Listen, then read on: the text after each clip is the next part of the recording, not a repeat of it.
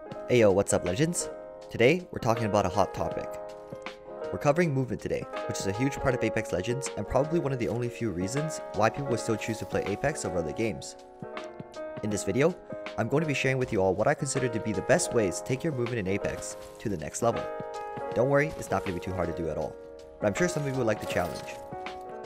I understand that just saying movement is a bit vague in the context of Apex. There are a lot of different kinds of movement techniques in Apex, and some are easy to do, but others can be very difficult to pull off consistently, like super gliding on 180 FPS without file configurations. Being able to use many movement techniques is nice and all, but I think simply mastering these two fundamental movement techniques is the most important step for any aspiring movement player. Everything in Apex movement is about these fundamentals, and min-maxing these techniques will turn you into a movement god. Now, picture your favorite movement player in Apex. And when you guys watch their streams or content, do you see them winning fights purely based on advanced movement like super gliding and mantle jumping? I guarantee you, most of their fights are probably won with timely slide jumps, wall bounces, redirects, tap strafing, and a lot of other techniques that are considered to be the fundamentals of Apex movement. You want to be fast like Fade and Lyric and the pros and streamers you see? You gotta master these fundamentals, as all the top players have done this. Before you think, I already know how to do this stuff, the key word here is master. You have to min-max the fundamentals and use them to the maximum potential to be a movement god. Just slide jumping every 10 seconds won't make you a movement god. That brings us to our first point, slide jumps. Slide jumping is the bread and butter of movement in Apex Legends. It's what sets Apex apart from other battle royales. Slide jumping increases your movement velocity in the game. If you've been playing Apex for some time now, chances are you know how this technique works to increase velocity. Most of us will slide jump to traverse the map. However, even though most players know how it works, they only slide jump once in a while. The first habit a player should have when looking to improve their movement in the game is slide jumping every 2 seconds and getting used to the slide cooldown. The only downside to this is that most players find it too tiring to slide jump every 2 seconds, so they end up just sprinting and slide jumping once in a while instead. That's fine too, it's just going to take longer to improve your movement, or may not improve your movement at all. Let's go a bit deeper into slide jumps now. There's an invisible cooldown timer to your slides, which prevents you from spamming your slide button and continuously moving at high speeds. This fatigue timer is just under 2 seconds, so in order for someone to min-max their slide jumps, they need to have this 2-second timer fully memorized and integrated into muscle memory to prevent dead slides, which are slides that don't generate velocity due to fatigue. If you're able to do this, you'll become much faster, and being faster comes with a lot of merits. As they say, the early bird gets the worm.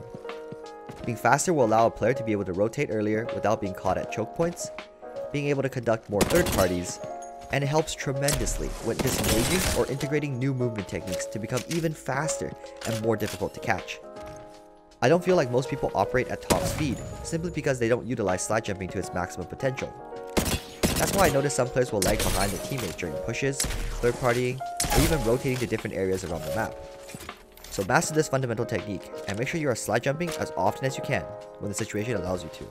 This will do wonders for improving your gameplay and overall fighting experience in Apex. Next, once you have your perfectly timed slide jumps mastered now with no dead slides, now you can go deeper into what slide jumps are actually capable of. Fade's instant slide jump is a great example of min-maxing slide jumps. In order to pull off a slide jump, you need to initiate a sprint first. But did you know that you can initiate your sprint from a crouch position after holstering your weapon? So what you would do is you would crouch, press your sprint button, uncrouch, and then slide jump. That's how you pull off the Fade slide jump from a standstill crouch position. Another interaction that most players don't use for slide jumps is slide jumping right after climbing an object. Did you know that you can also slide jump right after taking the first step when you scale an object? Try it in the firing range yourselves. This can be chained into redirects or tap strafes to make some insane ankle breaking plays possible. Try slide jumping diagonally instead of simply doing forward slide jumps like the average Joe. Integrate that with tap strafes and redirects again, boom, more ankles broken. Did you know that you can skip the slide animation to get an instant slide jump as well? Okay, this requires a couple of circumstances to pull off, so I don't recommend relying on this technique though. But the key point here is that one movement technique can be applied in so many different ways. If you want to become a movement god, master your slide jumps and you will break so many ankles and outrun so many players in Apex. There's another fundamental movement technique in Apex that you can adjust to become that much closer to a movement god. I'm talking about wall bouncing, or wall jumping, however you want to call it. A lot of you may know what wall bouncing is already, but for those of you that don't have a complete grasp of it yet, let me explain.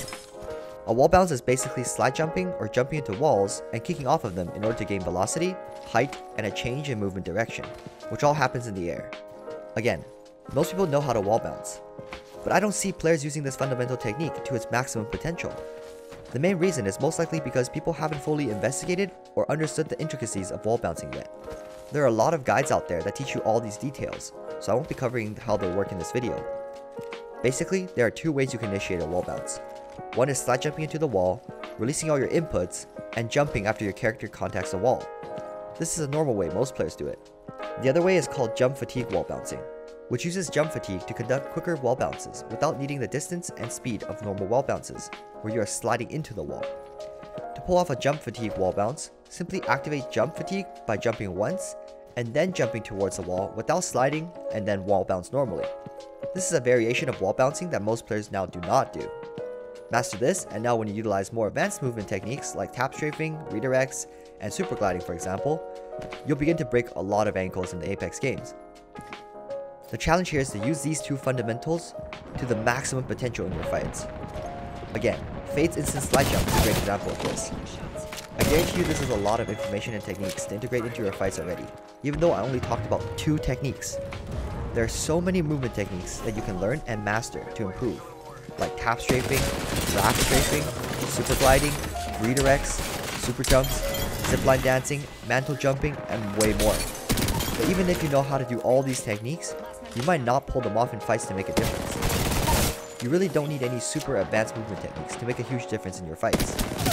If you have these fundamental movement mechanics mastered, which in my opinion is just slide jumping and wall bouncing, it'll already make you really difficult to deal with. After you learn all the possibilities of slide jumping and wall bouncing, start chaining these movement techniques together and watch yourself improve tenfold by simply applying only 2 techniques.